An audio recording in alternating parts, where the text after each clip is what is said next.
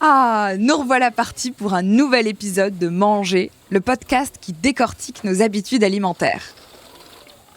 Je m'appelle Lauriane Meulière, je suis journaliste, j'adore manger, mais surtout, j'adore vous en parler. Aujourd'hui, je me suis demandé en quoi ce que l'on mangeait reflétait notre identité. Alors oui, le titre de cet épisode est polémique, mais on ne l'a pas inventé. Encore maintenant, quand on tape dans un moteur de recherche « Pourquoi les Noirs aiment ?», l'une des premières suggestions qui apparaît, c'est « Pourquoi les Noirs aiment le poulet ?». Comme si le fait d'être noir primait sur tout le reste. Comme si notre identité déterminait ce que l'on mangeait.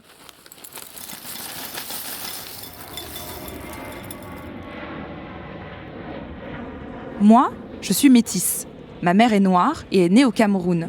Mon père est blanc et est né au Maroc. J'habite à Paris, dans le 11e arrondissement. Et aujourd'hui, tout ce que je mets dans mon assiette me rappelle celle que je suis. Je mange du plantain frit, des cornes de gazelle et du chou kale. Mais ça n'a pas toujours été le cas. Ado, par exemple, j'avais rejeté le Cameroun en moi, nourriture comprise. Mais alors, quelle place occupe la nourriture dans la façon dont on se définit ? Est-il possible d'échapper à son héritage culinaire ? Ou sommes-nous le pur produit de nos projections identitaires ?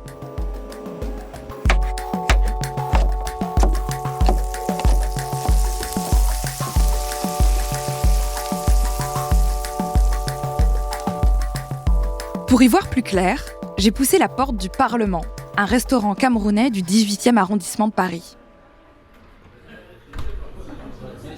Bienvenue au Parlement. Vous êtes combien ? Là-bas, j'ai retrouvé l'écrivain Gaston Kellmann. En 2003, il publiait un essai au titre lui aussi polémique « Je suis noir et je n'aime pas le manioc », dans lequel il revendiquait le droit de piocher dans sa culture d'origine ce qui lui plairait ou non. Aujourd'hui, Gaston Kellmann se revendique comme étant bourguignon. Il a 66 ans, des lunettes, les cheveux grisonnants. Il est venu seul, mais il parle à tout le monde, parce qu'il est ici comme chez lui. Il s'est servi un verre de bière, et nous avons parlé. Oui, bon, quand on dit tous les Africains aiment le poulet, tous les Asiatiques aiment le riz, cet enfermement-là non plus n'est pas de mise. Je suis noir et je n'aime pas le manioc, eh bien la preuve que ce n'est pas parce qu'on appartient à une origine qu'on va forcément avoir les mêmes goûts alimentaires où qu'on se retrouve. Quand Gaston Kellmann parle ici des Noirs et du manioc, il fait référence à son best-seller « Je suis noir et je n'aime pas le manioc ». Il y pointe les a priori que partagent les Blancs et les Noirs à propos d'eux-mêmes. Gaston Kellmann était donc le candidat parfait pour m'aider à comprendre les liens entre nourriture et identité. Mais d'abord, j'ai voulu savoir d'où lui était venue l'idée de ce livre. Je travaillais dans une collectivité à Ivry, pour ne pas la nommer, et c'était un espace où j'étais urbaniste, je faisais des études sociales. Je me suis rendu compte que on attribuait des qualificatifs, une identité aux Noirs dans laquelle je me reconnaissais pas. Les Noirs sont comme ceci, les Noirs sont comme cela. Et à un moment donné, je me suis dit, Gaston, tes enfants naissent en France. Tu vis en France. Ces gens-là, c'est pas par méchanceté qu'ils t'enferment dans une appartenance. La sociologie d'ici veut que ce soit comme ça. On enferme des gens dans des appartenances, les Bougnats, Auvergnats, les bonnes Bretonnes et tout de suite. Et toi, qui peut-être est très exotique, on va t'enfermer. Mais c'est ton pays aujourd'hui. C'est ton pays et tu ne joues plus. Peut-être que si je devais rentrer, je ne me serais pas autant investi à vouloir expliquer. Et c'est à ce moment-là que je me suis dit, Gaston, si tu ne fais pas quelque chose, tu es complice d'une faute. Là-bas, c'est une erreur, eux, c'est une erreur, mais toi, c'est une faute.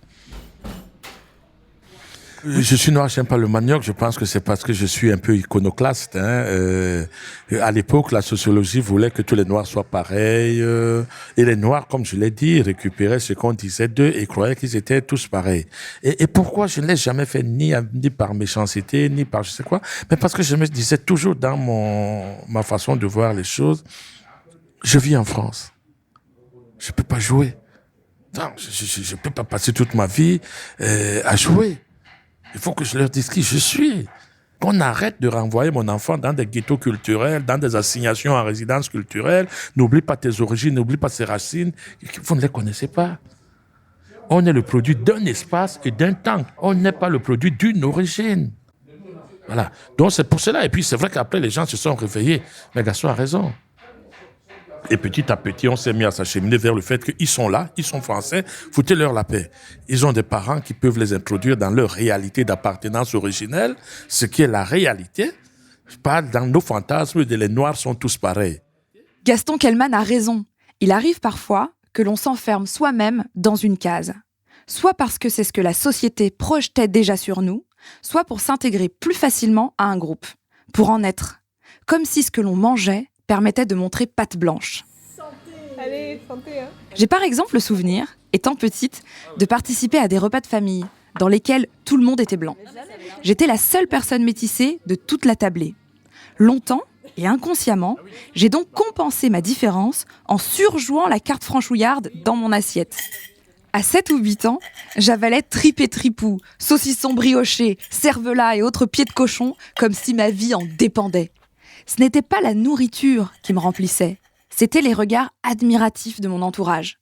Ils ne disaient rien, mais esquissaient un petit sourire ou me donnaient une tape sur la tête, l'air de dire « Elle est des nôtres, c'est bon, c'est bien une meulière ».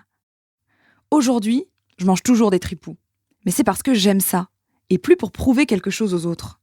Du coup, j'ai demandé à Gaston Kelman ce qu'il en pensait.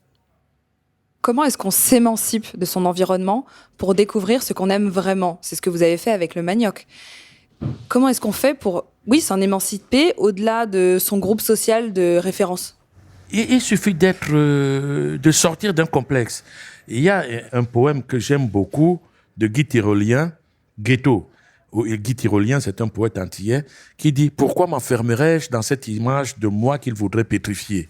Pitié, j'ai dit pitié, j'étouffe dans le ghetto de l'exotisme. » Parfois, effectivement, on renvoie à un certain exotisme réducteur. Et il est différent. Et il le restera. Le pire, c'est qu'il le resterait toujours. On disait souvent ici, les Noirs aiment être entre eux, les Noirs aiment ceci. Et on ne leur laissait pas les moyens de découvrir autre chose.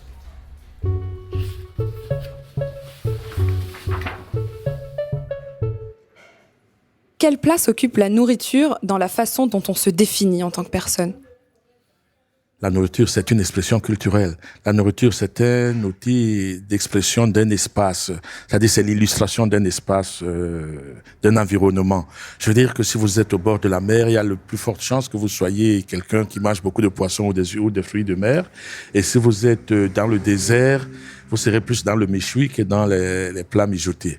Et je veux dire que quand je dis époisse, on se pose pas la question, c'est la Bourgogne. Quand on dit camembert, c'est la Bretagne. Quand on dit le fromage des ch'tis, là, j'ai oublié le nom. Marouane, voilà, tout à fait, merci. Donc c'est comme ça, le Cantal, on sait ce qu'on va trouver d'ailleurs comme son nom l'indique. Le brie, c'est mot. Donc, ça occupe vraiment de la place dans la définition des identités. Donc je suis tout à fait dans cette logique selon laquelle, dis-moi ce que tu manges, je te dirai qui tu es. Gaston Kelman, comment est-ce qu'on explique qu'on ait envie de consommer des aliments issus de communautés qui nous ressemblent ou alors auxquelles on s'identifie ? On se sent plus à l'aise avec ce qui vous ressemble.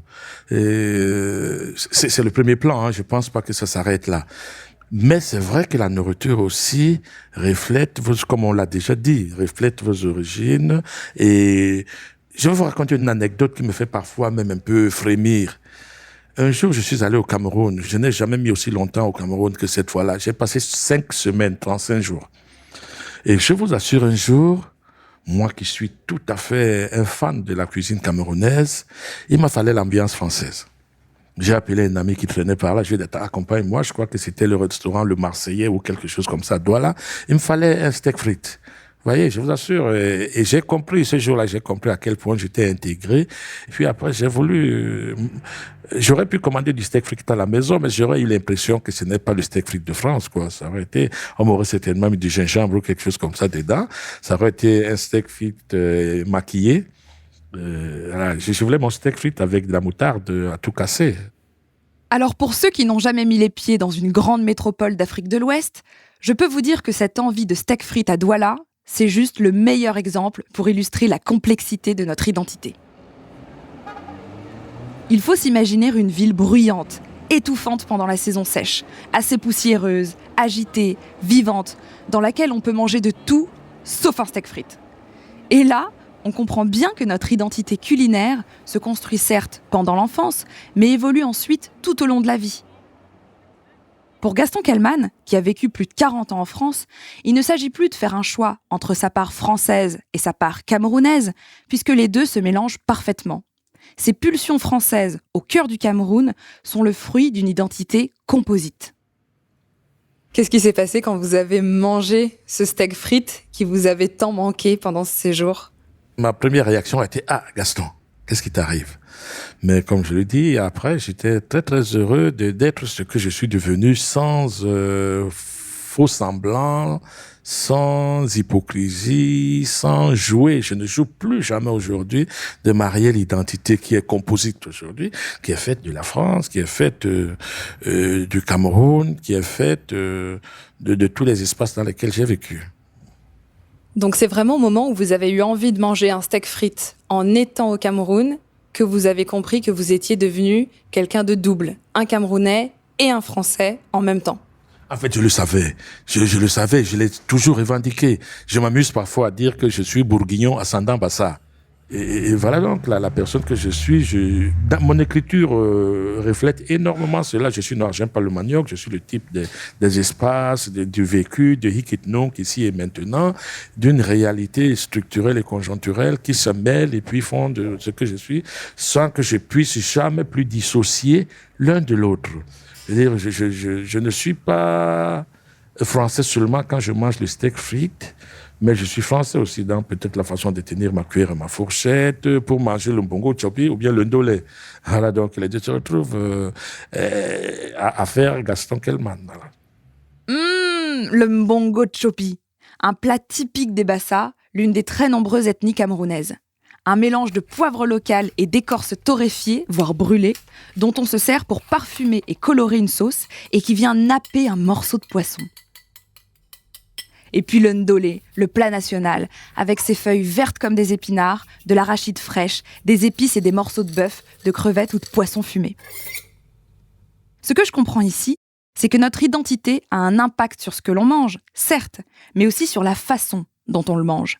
Gaston Kellman rend hommage à ses racines camerounaises en mangeant ses plats, mais il le fait à la française, avec un couteau et une fourchette, parce que c'est comme ça qu'il a mangé la majorité de sa vie. Et d'ailleurs, quand on tape sur Google « Tous les Noirs aiment », la première proposition, c'est « Tous les Noirs aiment le poulet ». Comment est-ce que vous expliqueriez l'ambivalence qu'il peut y avoir à apprécier un plat, à le revendiquer, à dire « Oui, j'aime ça, j'aime l'ndolé », et en même temps, à se sentir parfois enfermé dans une case, quand les gens juste regardent votre apparence et se disent « Lui, forcément, il aime ça ». Ah ben, vous savez, je suis l'exemple vivant de celui qui ne dit pas comme ça, puisque je suis noir et je n'aime pas le manioc. Voilà, donc, justement, tous les noirs savent danser. Ce qui n'est pas vrai. Tous les noirs sont frères. Ce qui n'est pas vrai. Tous les noirs sont gentils. C'est pas vrai, ils rient tout le temps. C'est pas vrai. Tout cela, c'est pas vrai. La culture culinaire, elle est acquise comme tous les autres acquis culturels. La musique, la danse, l'écriture, les apprentissages, tout ce qui est culturel est acquis. Et de même qu'il y a une mémoire des livres qu'on a lus, de même qu'il y a une mémoire des danses, des musiques qu'on a écoutées, qui ont bercé votre enfance, de même il y a une mémoire de la gastronomie qui, elle aussi, s'inscrit exactement de la même manière que les comptines qu'on a entendues en termes de musique et de chant, que les fables qu'on a apprises, que les contes qu'on a appris, que les odeurs, les goûts et tout le reste. La gastronomie est un élément culturel qui s'acquiert exactement comme tous les autres. Et évidemment, dans l'autre face, comme tous les autres, il n'est pas inné. Donc c'est pour cela que n'essayez pas d'enfermer les gens en disant « les Noirs aiment ceci ». Puisqu'un Noir qui est né en Russie, qui n'a jamais vu le poulet, ou disons le manioc, enfin il a déjà vu le poulet j'espère, mais qui n'a jamais vu le manioc, n'aimera pas le manioc parce qu'il est noir. Comme tous les autres éléments culturels, donc l'enfant qui est dans un espace reçoit plus ses acquis culturels à travers ce qu'on lui transmet, même la gastronomie. Voilà. C'est là que l'on réalise vraiment ce qu'il y a de dérangeant à dire que tous les Noirs aiment le poulet. Déjà parce que c'est faux. En réalité, c'est la nourriture qui nous entoure qui nous forge, bien plus que notre appartenance à un groupe ethnique. Être noir ne prédestine pas à aimer le poulet, ou être arabe à aimer le couscous, ni même être blanc à adorer le fromage. Ce qui est important, c'est la région dans laquelle on évolue. Notre identité culinaire est aussi géographique. Je continue à penser que quelle que soit la mondialisation, la globalisation de la cuisine, les terroirs, exactement, restent l'espace de préservation. Vous voyez, aujourd'hui, si la Bourgogne existe encore, si la Gironde existe encore, si le Bordelais existe encore, si la Bretagne existe encore, je pense que c'est grâce à la tradition, grâce à la culture. Et parmi ces cultures-là, on vous dira toujours les crêpes bretonnes, on vous dira tel plat, le brie de Meaux, on vous dira toujours telle recette de tel coin.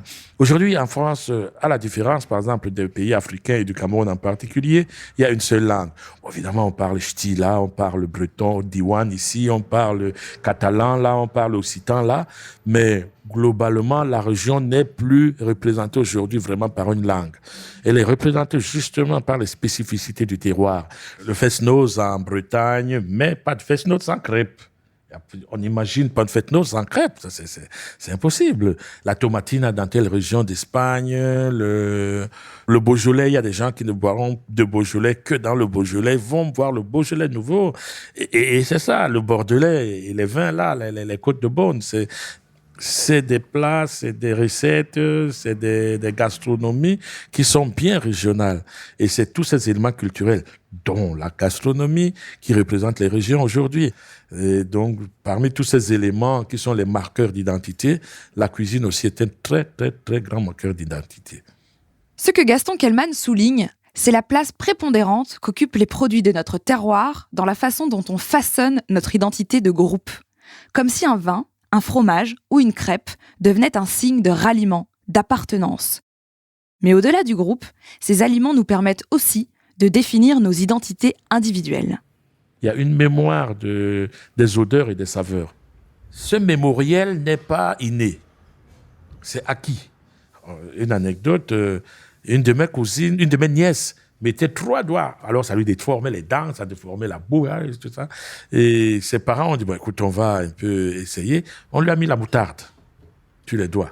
Elle a mis, dans un premier réflexe, elle a crié. Mais après, c'est elle qui s'est mise à sucer la moutarde. D'où lui vient la mémoire de la moutarde, peut-être dans le lait de sa mère, peut-être dans je ne sais pas. La moutarde était déjà inscrite dans son patrimoine. Certainement dans le lait ou je ne sais pas où. Alors qu'au Cameroun, la première moutarde, on croit qu'on vous a empoisonné.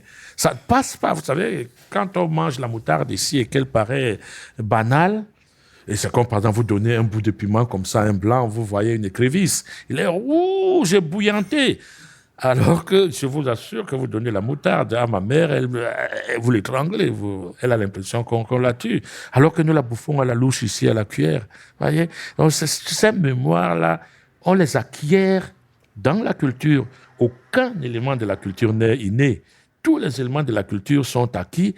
La culture mémorielle est toujours transmise. Cette histoire de la moutarde et du piment, moi, ça me rappelle le premier épisode de Manger, quand j'ai rencontré la chercheuse Sophie Niklos. Elle nous expliquait que nos goûts se construisaient alors que l'on est encore dans le ventre de notre mère.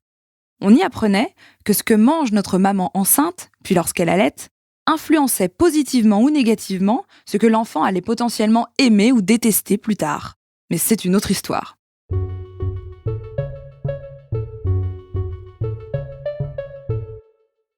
La culture culinaire se transmet donc d'abord par la mère. Mais selon Gaston Kellmann, il existe aussi, ensuite, une forme de transmission par le groupe. Pour vous, quel rôle jouerait la nourriture dans l'idée de filiation, de transmission, de mémoire même au sein d'une communauté ? D'abord parce que c'est la communauté qui vous donne vos premiers éléments culinaires, gastronomiques. Prenons toujours des espaces qui sont encore assez anthropologiquement, ethnologiquement marqués, comme par exemple les pays africains, les groupes ethniques africains, qui sont vraiment très fortement marqués. On trouvera, si vous allez chez un Douala, au Cameroun, il y a des plats que vous aurez toutes les chances de trouver. Si vous allez chez un Malien, vous 2, 3 jours, vous tombez sur le Tchèpdjen, quoi que vous fassiez, ou sur le Sénégalais.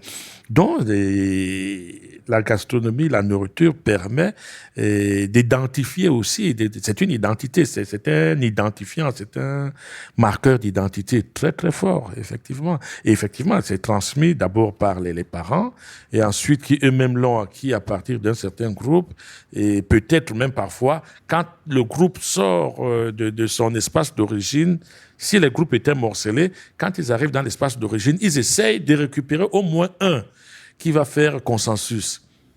Alors, je vais prendre un cas un petit peu personnel. Moi, je suis métisse, ma mère est camerounaise, mon père est français, mais il a grandi au Maroc, puis ensuite, il est allé à Bordeaux, et encore ensuite, il est en Auvergne. Bon, je vous laisse imaginer ce que je peux manger chez moi. C'est compliqué, c'est pas toujours très heureux. Est-ce que pour vous, la nourriture pourrait servir de racine, de synthèse? Dans quelle mesure est-ce que ce qu'on mange peut permettre de se connecter à un pays dans lequel on n'est pas né? Moi, je suis jamais née au Cameroun, mais je me sens connectée quand je mange du ndolé, par exemple. Parce que votre maman le fait. Je veux dire que, vous voyez, vous êtes d'une appartenance multiple. Et là, justement, je dis parfois aux gens que on croit que la culturation, entre guillemets, est toujours lointaine. Votre papa, certainement, mange du camerounais. Lui qui n'a, à part avec sa conjointe, n'a pas d'attache réelle avec le Cameroun. Mais aujourd'hui, oui, il y a vécu. Mais je veux dire que ses origines ne sont pas camerounaises. Son placenta n'est pas à Douala ou à Yaoundé. Mais par contre, lui aussi, aujourd'hui, s'il va en Chine et qu'il rentre dans un restaurant camerounais, il sera un connaisseur.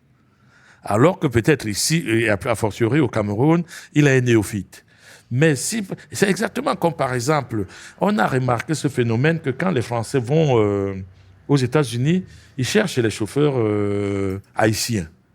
Parce qu'ils ne veulent pas se couper de la France, comme ça, il y a au moins la langue qui doit rester. Vous voyez, ici, le haïtien est un étranger.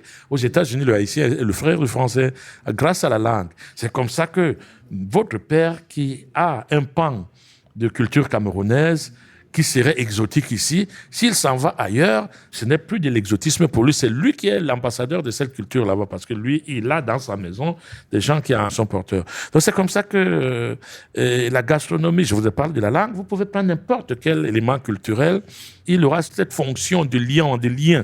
Et cette fonction aussi que nous en sommes les ambassadeurs. Je vous assure que si moi je rencontre, et cela m'est déjà arrivé, un Français aux États-Unis, ou bien même en Espagne, je suis plus proche de lui que le blanc espagnol.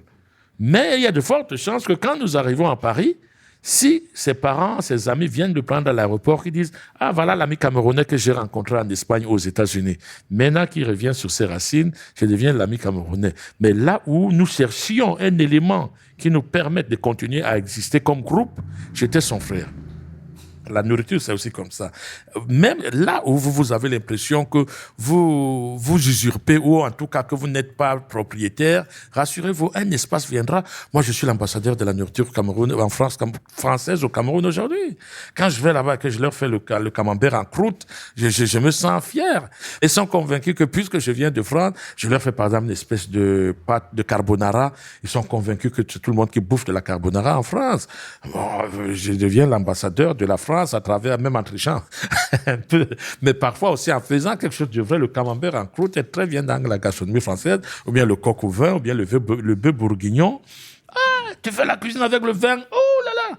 Ben voilà, mais et pourtant ici, j'ai l'impression que c'est une nourriture un peu exotique pour moi. Et là-bas, j'en deviens l'ambassadeur. Vous voyez comment est-ce que, inconsciemment, vous êtes ambassadeur, ou parfois consciemment, vous voulez d'ailleurs, vous avez la fierté maintenant d'être l'ambassadeur de ce que vous avez découvert. Je ne rentre pas les mains vides. Et la nourriture étant, qu'est-ce qui peut me permettre de réunir les gens plus qu'une bouteille de Bordeaux? Parfois, je pars avec le vin. Très souvent avec un cubi, quand je fais mes barbecues là-bas, parfois, je pars avec un cubi de vin. Et j'ouvre, voilà, je leur dis ça c'est de Bordeaux, ça c'est de... Qu'est-ce qui réunit les gens plus qu'une table? Rien. Je crois que j'aime bien cette idée d'une nourriture ou d'une culture culinaire qui rassemble. Un peu comme un socle commun. On a tous en tête un souvenir, dans un autre pays ou dans une autre région, de tomber sur quelqu'un qui mange comme nous, ou qui prépare un plat de la même façon que nous, et dont on va se sentir immédiatement très proche, même si c'est un inconnu. Et puis, notre alimentation nous permet aussi de nous reconnecter à nos racines quand elles sont loin, de nous réconforter. C'est ce que me raconte Gaston Kellman avec une nouvelle anecdote partagée par son ami, le saxophoniste camerounais Manu Dibango. Après plus de 70 ans en France, ce dernier ressent toujours le manque des plats camerounais, qu'il engloutit dès que l'envie s'en fait ressentir. Manu Dibango, mon grand frère qui était là, le grand chanteur, le grand saxophoniste Manu Dibango, et quand je rentre du Cameroun, il vient à la maison parce qu'il sait que j'ai ramené du typically camerounien. Donc, c'était presque systématique. Je vais vous dire qu'il est en France depuis exactement 70 ans. Ouais. Et c'est resté. Manu est arrivé en France en 49. Et je ne pense pas qu'un blanc qui mettrait aussi longtemps au Cameroun oublierait par exemple les huîtres ou ceci, cela. Il continuerait à aimer, enfin, il apprendrait à aimer les plats locaux, mais quelque part, vraiment, il y a la mémoire. Hein. Je pense qu'il y a inscrit dans notre cerveau des espaces mémoriels de la musique, de la cuisine, des odeurs. Quand j'arrive aujourd'hui dans certains lieux du Cameroun, j'ai peut-être mis 30 ans sans y aller. Il y a quelque chose qui va remonter.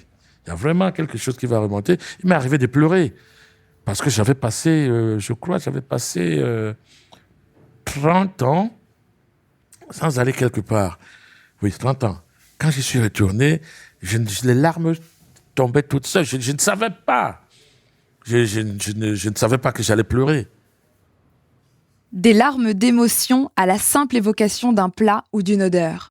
C'est exactement pour ça que nous étions au Parlement, ce restaurant camerounais typique dans lequel on peut déguster les meilleurs plats du pays, mais à Paris, et se replonger dans des saveurs que l'on croyait oubliées. Et où l'on peut croiser les membres de la communauté dont on fait partie. D'ailleurs, en arrivant sur les lieux de l'interview, Gaston Kellman a reconnu dans l'assistance son ami Manu Dibango. Pour ceux qui auraient vécu ailleurs ou dans des endroits différents, éparses sur la planète, comment est-ce que la nourriture entretient un sentiment d'appartenance ? Ou comment est-ce que la nourriture peut compenser le fameux mal du pays, le manque de son pays ? Si effectivement vous êtes mal, parce que vraiment il n'y a rien, vous ne trouvez pas, le jour où votre mère ou bien votre tante ou bien votre cousin qui vient de passage vous apporte les choses du pays, oh là là, je vous assure que c'est le bonheur. C'est le bonheur. Et là, vous l'avez dit vous-même, vous êtes en communion. Comme tous les outils culturels, c'est comme le type qui s'en va aux États-Unis et entend quelqu'un parler français. Il y avait une anecdote où un enfant s'en va, une blague, un enfant s'en va, je crois, au Cameroun ou au Congo, et il essaie de jouer avec les enfants parlent une langue qu'il ne comprend pas au Congo. Ils parlent lingala, tout le monde parle lingala, les enfants parlent lingala, l'enfant veut jouer, les enfants parlent lingala, là-bas, les enfants parlent sango, ne comprend rien, ne peut pas parler. Ah, il y a un moment donné, il y a un chien qui aboie. Ah, maman, en voilà un qui parle français. Donc, et il a trouvé quelqu'un qui parlait français, puisque le chien aboie en français. Les chiens ont la chance que tous aboient dans la même langue. Donc, où que vous alliez, quand vous trouvez l'un des outils qui sont porteurs de culture, et ils vous guérissent du mal du pays. Et voilà, c'est des marqueurs d'identité, c'est des éléments de notre patrimoine. Et ils nous permettent de garder toujours le lien avec le pays. Donc pour vous, la nourriture, ce n'est pas qu'une question d'identité ou d'appartenance à un groupe, c'est aussi une part prépondérante de la culture. C'est la culture qui vous lie à un groupe. Et plus vous avez des outils culturels, plus vous vous sentez à l'aise dans des groupes. Je veux dire, si je parle français, j'appartiens au groupe des locuteurs de français. Si je parle anglais, j'appartiens à des groupes de locuteurs d'anglais.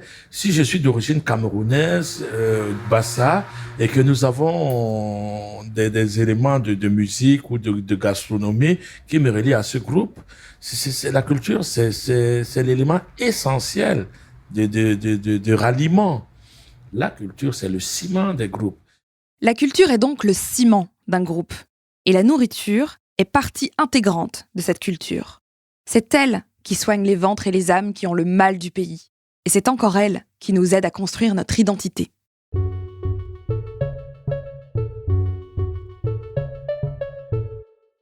Et d'ailleurs, il y a un exemple de culture culinaire qui montre l'importance de la nourriture dans la définition de ce que nous sommes. J'ai eu envie de parler de la soul food à Gaston Kellman. La soul food, c'est une histoire triste et en même temps tellement magique. Il s'agit de tout un panel de recettes imaginées par les esclaves noirs des plantations du sud des États-Unis, auxquelles on n'accordait souvent que des restes de légumes ou de bas morceaux de porc et de bœuf.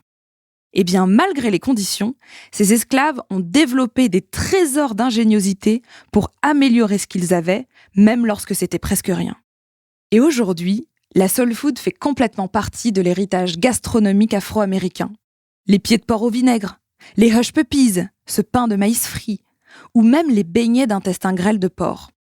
Des plats qui participent à la transmission d'une histoire et à la création d'une identité commune. Évidemment, quand ils sont montés à Harlem, quand ils sont partis du sud vers Harlem, ils sont montés avec ça. Et ça a pris toutes les rues de Harlem. Et il faut y ajouter cet élément-là, parce que ça, c'est la renaissance de Harlem. Hein. C'est comme ça qu'on appelle cette période-là, où ils sont montés avec la soul food. Il faut y ajouter aussi, évidemment, tous les autres éléments. La musique, ils sont montés avec la musique. Ils ont fait la peinture. Cantuquilène, ils ont apporté la littérature. Ils ont fait tout dans l'art. Mais ils ont aussi créé des langues. Un style vestimentaire, comment se fringuer, comment se dandiner, comment marcher et tout le reste. Et la musique, ils ont créé un parler qui est le leur. Et là aussi, d'ailleurs, vous voyez comment est-ce que l'art culinaire rejoint les autres arts, la littérature, la peinture, l'architecture même. C'est très, très intéressant cette question sur la soul food, voir comment est-ce que la gastronomie, elle aussi, elle entre dans cette construction de l'identité, celle des Noirs américains, avec leur capitale qui est Harlem, et la renaissance de Harlem qui se fait dans la musique, dans l'art, dans la peinture, dans la littérature, dans tout, et dans la gastronomie. Maintenant, vous savez que ce que vous mangez est un peu votre passeport, qui peut montrer d'où vous venez, où vous êtes allé, où vous êtes aujourd'hui, et où vous vous projetez demain. Moi, ce qui me définit, c'est autant de manger des tripes ultra lyonnaises qu'un délicieux ndolé aux crevettes séchées ou une salade de quinoa au tofu à l'ail des ours. C'est une identité composite que je me suis créée, qui n'appartient qu'à moi et qui me connecte aussi à des groupes et des communautés très spécifiques. En un mot, dis-moi ce que tu manges, je te dirai qui tu es. Je vous donne le menu, la carte du menu. Ouais, je vais acheter. Emporté, hein. À emporter, ouais. Vous venez d'écouter le 2e épisode de Manger. Partagez avec nous la nourriture qui vous définit sur Facebook, Twitter et Instagram @manger-podcast et n'hésitez pas à m'écrire @Lauriane avec 2 N, M-E. Vous pouvez écouter Manger sur iTunes, SoundCloud, YouTube, Google Podcast et toutes vos applications de podcast préférées. On compte sur vous pour nous laisser vos commentaires, vos remarques et plein d'étoiles. Manger est un podcast de Louis Média, réalisé par Léa Chevrier, mixé par Jean-Baptiste Aubonnet, la musique est de Jean Thévenin. À la production de cet épisode, Maureen Wilson avec Mélissa Bounois. Wendy Lenéillon a aidé au montage et les magnifiques illustrations sont de Marie Gu. À la prochaine!